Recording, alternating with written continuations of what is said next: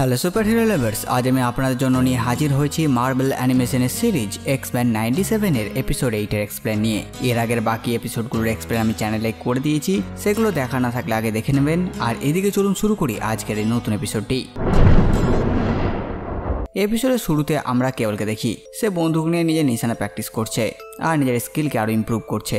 এদিকে স্কট চায় কেবলের সাথে কথা বলতে, কিন্তু কেবল তার কোনো প্রশ্নের উত্তর দেয় না। জিন স্কটকে ধৈর্য রাখতে বলে যে সব ঠিক হয়ে যাবে ধীরে ধীরে। স্কটের আফসোস, প্রফেসর যেমন তাদের জন্য একজন লিডার, একজন বাবার মতন ছিলেন, সেরকম যদি সে হতে পারত। এরপর আমরা জানতে পারি ভবিষ্যৎ থেকে বিশপ ও কেবল একসাথে বেরিয়েছিল এই সময়ে আসার জন্য, কিন্তু টাইমের কোনো ফ্লোর কারণে বিশপ কেবলের থেকে আলাদা হয়ে যায়। আর এই সময়ে শুধুমাত্র কেবলই এসে পৌঁছায় আর বিশপ আসতে পারে না। কেবল জানায় যদি তারা জেনোসার অ্যাটাককে থামিয়ে নিত তো ভবিষ্যৎ খুব সুন্দর হতো, যেমন প্রফেসর এক্সের স্বপ্ন ছিল তেমনই হতো ভবিষ্যৎ। কিন্তু যেহেতু তেমন হয়নি, তাই মিস্টার সিনিস্টারের প্ল্যান কাজ করে আর প্রাইম সেন্টিনেলদের সংখ্যা বেড়ে যায়।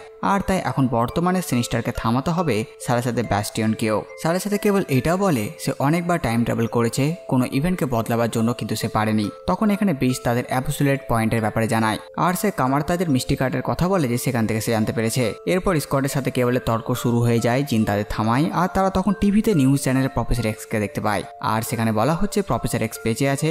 আর সবাই এটা বলতে শুরু করেছে যে প্রফেসরের মৃত্যুকে মিথ্যাভাবে প্ল্যান করা হয় যাতে সবার মধ্যে মিউট্যান্টদের উপর দয়া চলে আসে। এই সব কিছু কিন্তু ব্যাস্টিয়নের প্ল্যান অনুযায়ী চলছে। এরপর আমরা দেখি জিন রোগের চিকিৎসা করছে আর সেখানে জিন নাইটক্লয়ার মানে কার্টকে বলে তার মধ্যে এখনো ম্যাডেলিনের সমস্ত স্মৃতি আছে।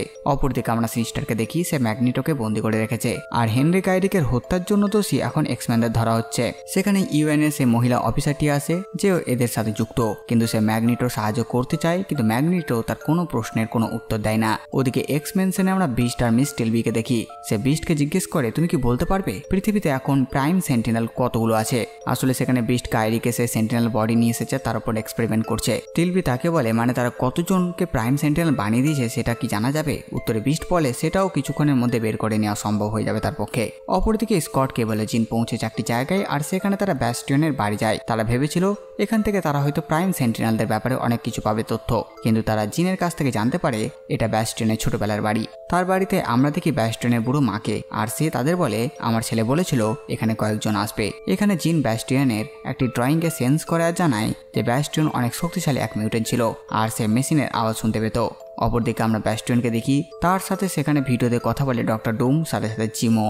এখানে ব্যাস্টিয়ন মানুষদের ধরে এনে তাদের উপর এক্সপেরিমেন্ট করে তাদের প্রাইম সেন্টিনেল বানাচ্ছে আর যাদের উপর সে এক্সপেরিমেন্ট করছে তাদের কিছুই মনে থাকে না। ব্যাস্টিয়নের প্ল্যান হচ্ছে এতে সে সমস্ত মানব জাতিকে শেষ করে সবাইকে মিউটেটেড সেন্টিনেল বানিয়ে রাখবে, বা এরা যদি সব মিউটেন্টদের মেরে ফেলে তো এই মানুষেরা সেন্টিনেল হয়ে বেঁচে থাকবে। তার এই প্ল্যান শুনে ইউএনএসএ অফিসার ভয় পেয়ে যায়। অপরদিকে আমরা দেখি ব্যাস্টিয়নে সে বুড়ো মা হঠাৎ করে মিউটেটেড সেন্টিনেল বা প্রাইম সেন্টিনেল হয়ে যায় আর সে জিন, স্কট ও কেবলের উপর আক্রমণ করে দেয়। ওদিকে জুবিলি ও রবার্টোর কাছেও একজন সেন্টিনেল হয়ে যায় আর তাদের উপর আক্রমণ করে দেয়। সাথে সাথে পৃথিবীর সমস্ত মিউটেটেড হিউম্যান সেন্টিনেলরা অ্যাক্টিভেট হয়ে যায় আর তারা আক্রমণ করতে শুরু করে মিউটেন্টদের উপর, যেটা সিগন্যাল বিষ্ট পেয়ে যায় আর সে অবাক এটা কি করে। সাথে সাথে সেখানে মিস টেলবিও হয়ে যায় সেন্টিনেল আর সে বিস্টের উপর আক্রমণ করে, সাথে সাথে বাকিদের উপরও। ওদিকে ব্যাস্টিয়নের বাড়ির বাইরে আরো অনেক সেন্টিনেলরা এসে আক্রমণ শুরু করে দিয়েছে। জিন, স্কট ও কেবল জেট নিয়ে তাড়াতাড়ি সেখান থেকে পালায় আর সেন্টিনেলরা তাদের পেছনে ধাওয়া করে তাদের উপর আক্রমণ শুরু করে দেয়। সেন্টিনেল আর এক্সম্যানদের মধ্যে তুমুল মারপিট শুরু হয়ে যায়, যুদ্ধ শুরু হয়ে যায়।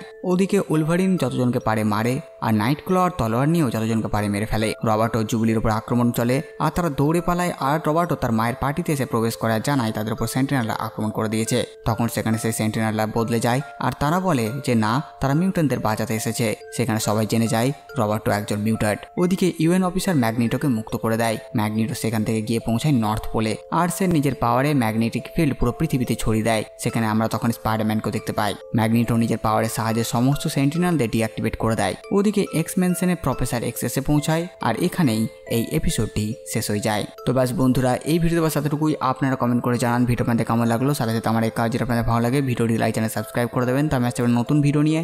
আমি প্রিন্স সালমান আর আপনারা দেখছিলেন বাংলা মুভিজ।